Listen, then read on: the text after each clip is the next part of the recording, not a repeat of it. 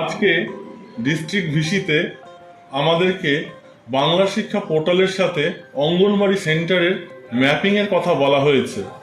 আমরা কিভাবে অঙ্গনওয়াড়ি সেন্টারের বাচ্চাদের ম্যাপিং করব আমাদের বাংলা শিক্ষা পোর্টালে, সেটা আমি দেখিয়ে দিচ্ছি। লগ ইনে আমরা ঢোকার পরই আমরা স্টুডেন্ট ম্যানেজমেন্টে চলে যাব।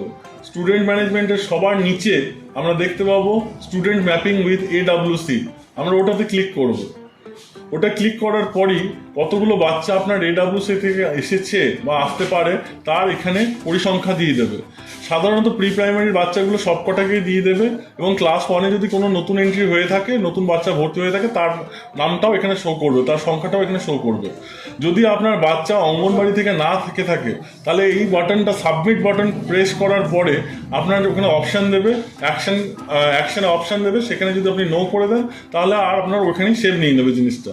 আর যদি নো না হয়ে ইয়েস হয়ে যায়, তাহলে কতগুলি ড্রপ বক্স খুলে যাবে।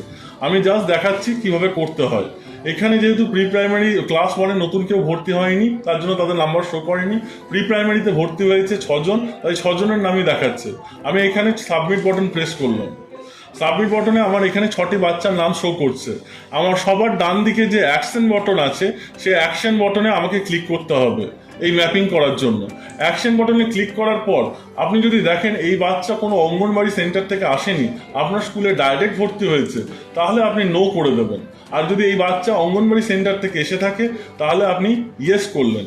ইয়েস করার পর প্রথমে আপনাকে এখানে ডিস্ট্রিক্ট দিতে হবে, সেকেন্ডে আপনার প্রজেক্ট দিতে হবে।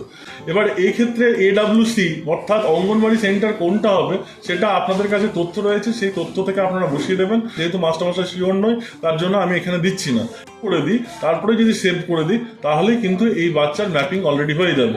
এইভাবে যে কটা বাচ্চা আপনার পোর্টালে শো করছে, সেই সব কটি বাচ্চার আপনাকে ম্যাপিং করতে হবে।